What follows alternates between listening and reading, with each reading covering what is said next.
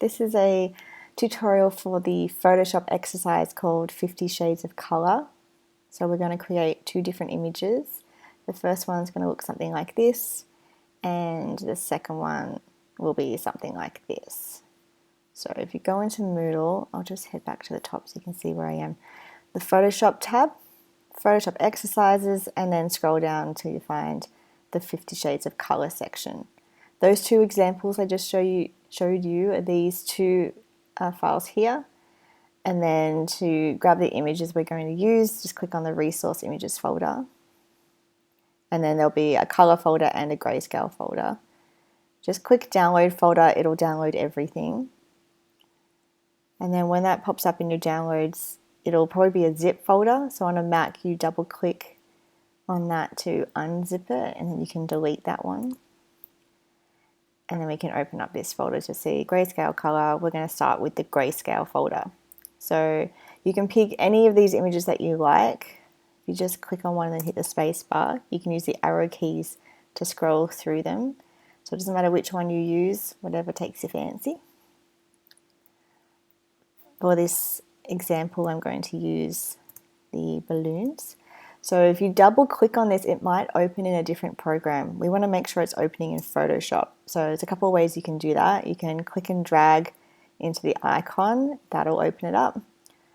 You can right click open with Photoshop, or you can open up Photoshop, file, open, or if you're on the home screen, you can click open here and then navigate your way through your folders to find the image that you want to use. So I'm going to open up this one. Oh, and also I just want to mention, you would have noticed they all start with pexels. That's the website that I got these images from, pexels.com. It's a good resource for royalty-free images and I think videos too. So if you need some cool photos for things, head to pexels.com, check it out. There's some really nice photos. Okay, so I've got my balloons image open here, and we're going to add some color to this black and white image. And to do that, we're going to use the brush tool. So about halfway down your toolbar, this paintbrush, when you roll over it says paintbrush. It says brush tool. Click on that. And then we're going to select a color. So down the bottom of the toolbar, this is similar to in Photoshop, except that in Illustrator. In Illustrator, it says fill and stroke. In Photoshop, it's foreground and background, and that will become really important later on for the next little exercise. But just so you know, there is a difference. And the other thing to note is the one that's sitting on top or in front is the one that's active. So see when I roll over it, it says foreground color, and the other one is background color. The foreground color is the one, like if I had my brush tool, I start painting, see how it's white? That's because the white is on top.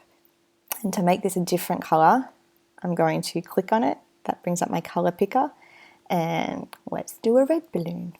99 little balloons, maybe. Okay. And then before we start painting, another really important thing in Photoshop is layers. So down in the bottom right, you'll see your layers palette. I'm using the Essentials workspace. So if you're not already in that, just click on Essentials default or reset Essentials to get this workspace.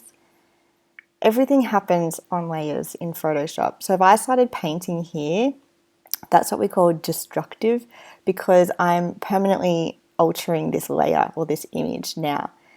So if I closed this file and reopened it, I couldn't just delete that red mark now because it's on this layer, it's stuck to that layer now. So the analogy I use is pretend this is like a printed photograph or a printed image, and you've got a big red texture, why is that hard to say, and then scribbled all over your photo. Trying to get that red texture off your image is going to be really tricky, right?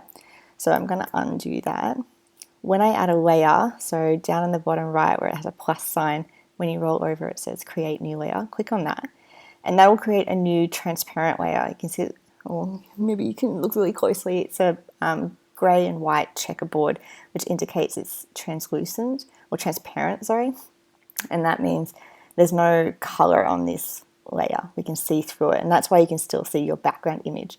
So that's kind of like I've gotten a piece of plastic and put it on top of my printed image, and now when I paint all over it, it's separate. So if I turn the visibility off, I can remove, quote, remove that red line or red brush strokes I just made on there. I'm not altering my background image or my original photo. If you want to stick with my analogy, it's like you've put a bit of plastic on top and then got your red texture, and you can remove or add that layer now. Okay, I'm going to undo that so we can do this a bit more precisely. Oh, because I turned this on and off, my history is all full of on and off, which again, you can see that in your history panel. All of the things that you've done will be listed here. So I click away instead of going undo, undo, undo, undo. You can click in here and go to any point of the history. And that's where I'm going to go back to. And then minimize that just to get it out of the way.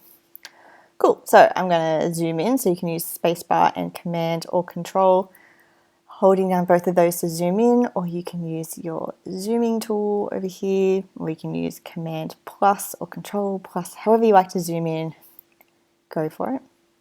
And then I'm going to start with this balloon in the front here. So we've selected our brush tool, and in the top here is where you click on that little arrow next to this fuzzy circle.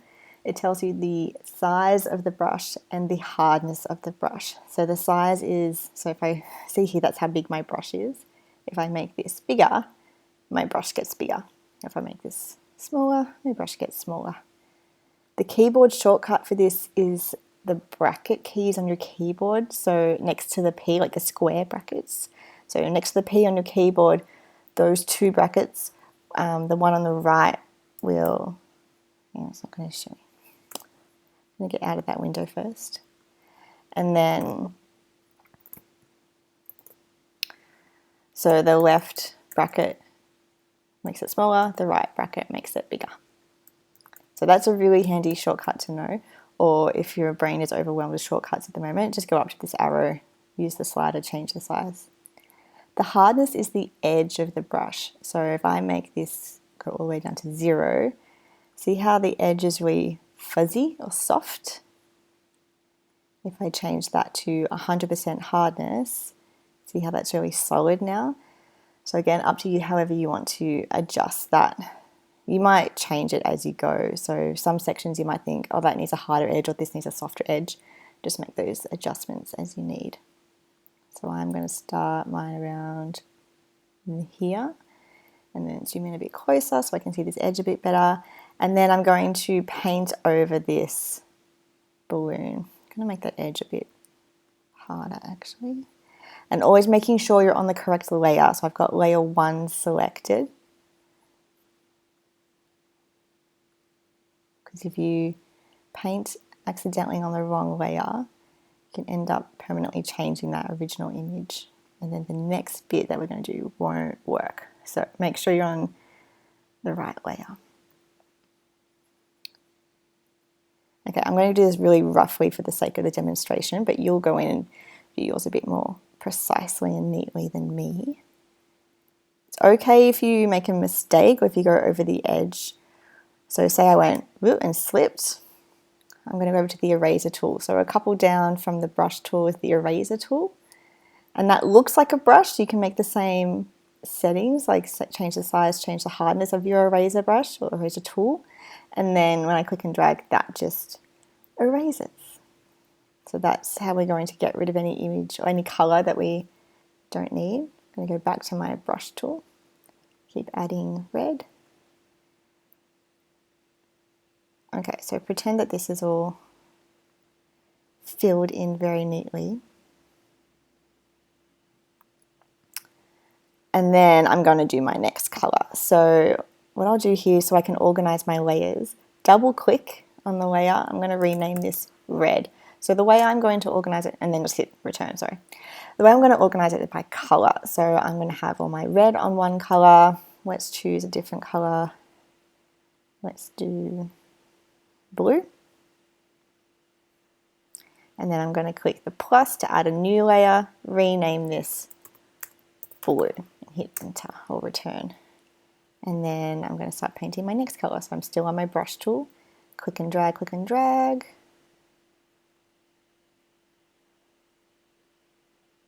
Again, I'm not being very neat or precise. If you want to go in, make your brush smaller, be a bit more accurate, you can take your time with that. It's a bit like colouring in a colouring book.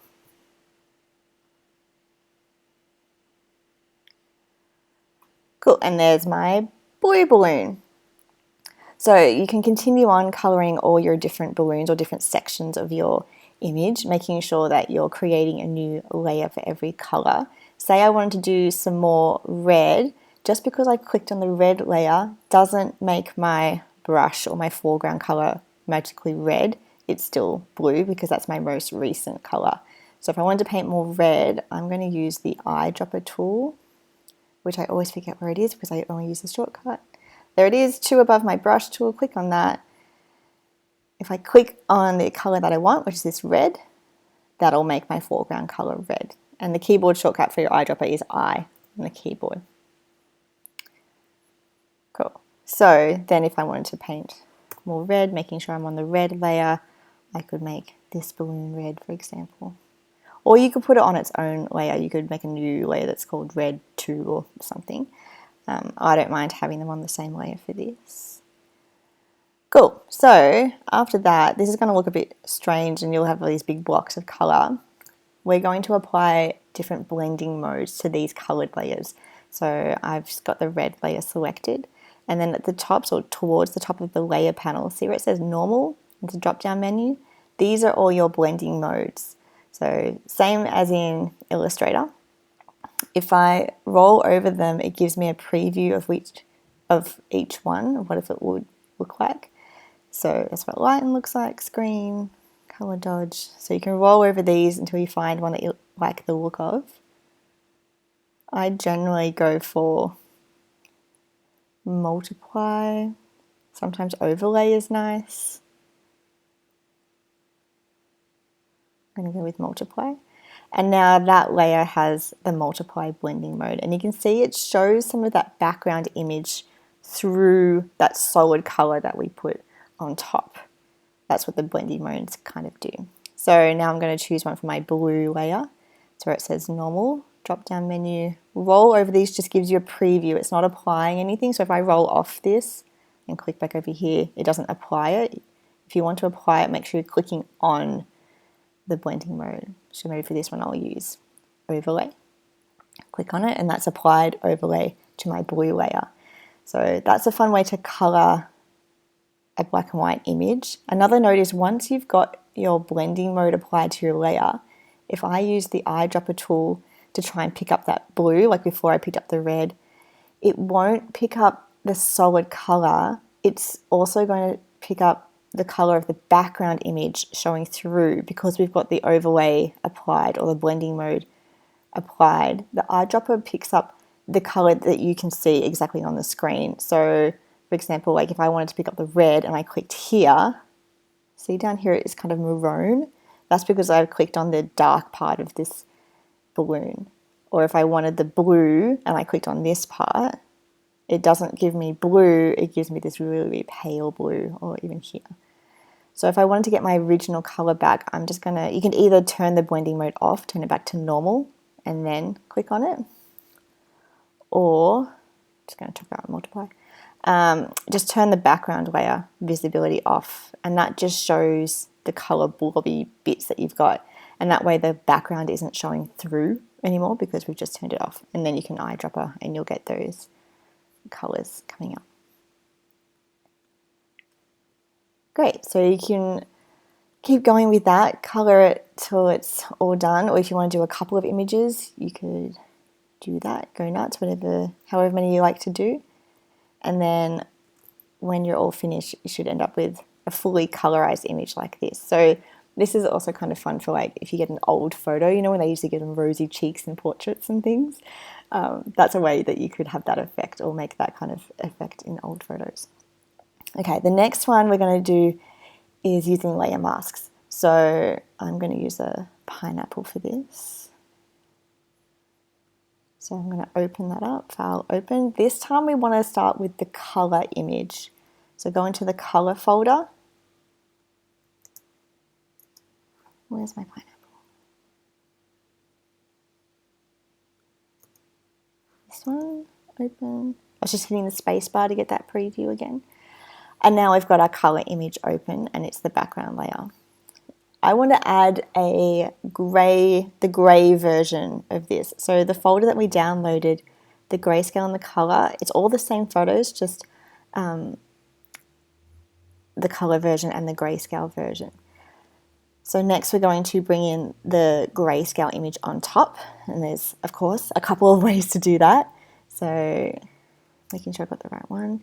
You can either find it in your Finder window, have it open on top like I have here with Photoshop in the background so I can see my color image behind. If I click and drag, just make sure you're single click and drag, drop into your Photoshop file and it's placed it on top. It hasn't put it perfectly, which is weird. Usually it puts it right on top. I'm going to use the arrow keys to position it. And then see how it's got this blue cross? It's in like a free transform mode, which when you have the image with these like blue box over it, you can't do anything else. See how I've got like this, it says no for the brush tool? That's because I haven't applied that placement.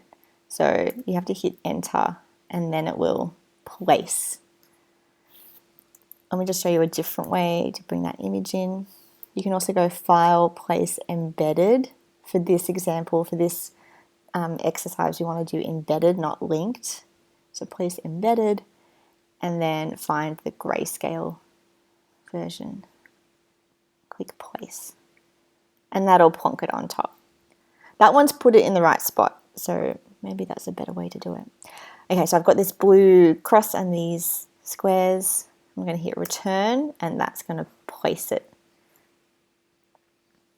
Okay, so now you can see in the Layers panel, I've got my background image is the colored image and the grayscale image is on top of it. So that's the second layer.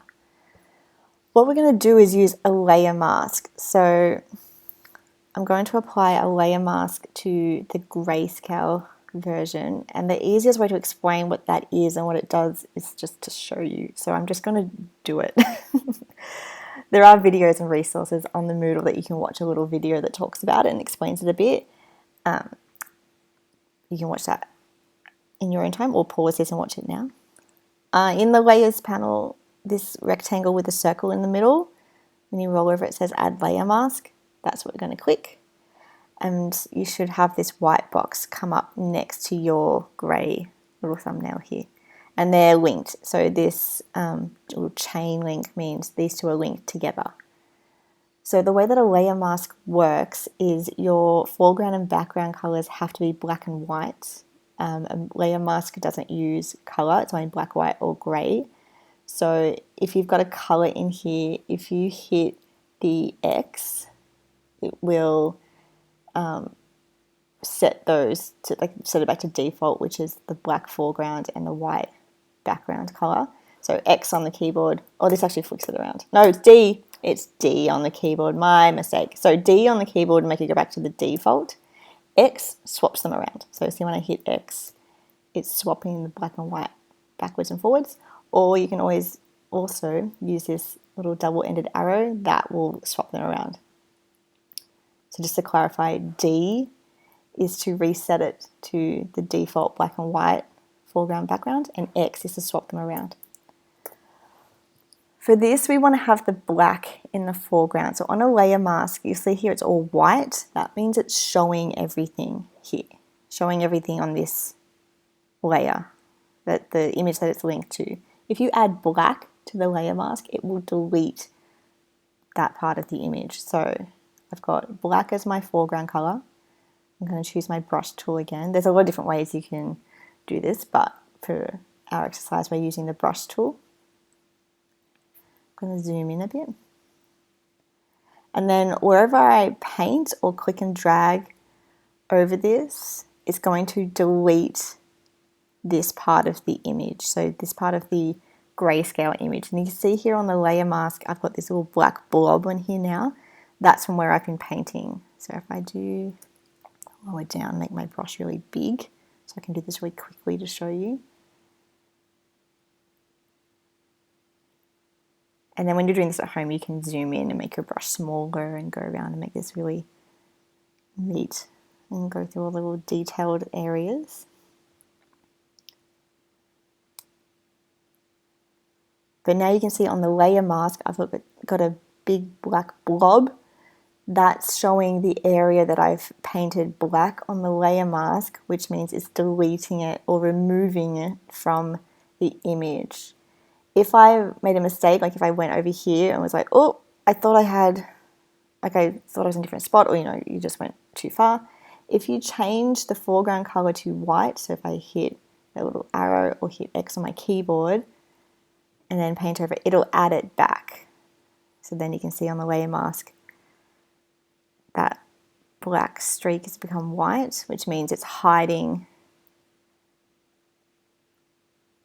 it's showing this part of that image. The white brush shows, so if I drag over, see how the grayscale comes back? Shows that part of the image. If I hit X, the black removes that part of the image. So you can use this for lots of different things. This is a really simple example of using a layer mask.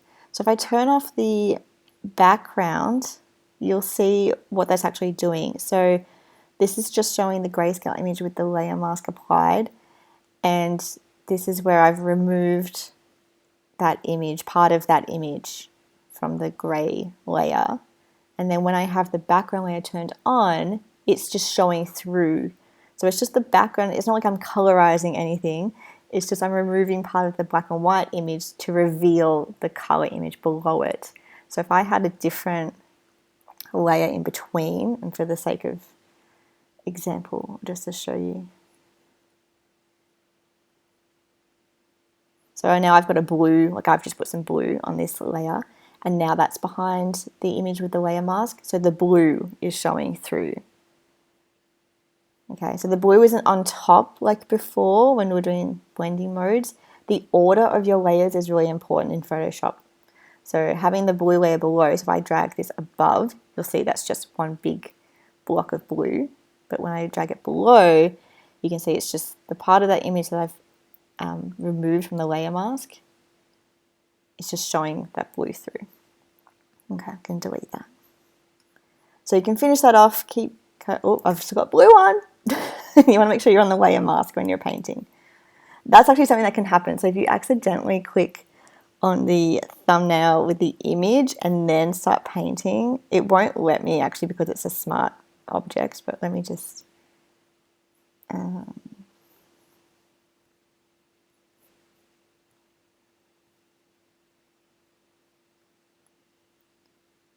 now I've rasterized that layer. Now I've got the blue on my foreground color and the brush tool selected. I've got this thumbnail clicked, so my image selected in that layer. If I start painting, I'm getting blue all over this image. So it's not on the layer mask. I'm just going to undo that. So if you end up accidentally painting black, it'll probably be black because that was what we set the default to be. If you find yourself being like, where is all this black marks coming from or white marks coming from? It's probably because you've accidentally clicked on this part of the image instead of the layer mask. The layer mask must be selected first, okay? And then you can delete some more out of there. Again, zoom in, do it more detailed, more neatly than I'm doing it. And then also if you want to do a couple of these images, go for it. But yes, so that's using our layer masks to remove part of an image. And the other one we did was adding color and then applying a blending mode. Great, have fun. Bye.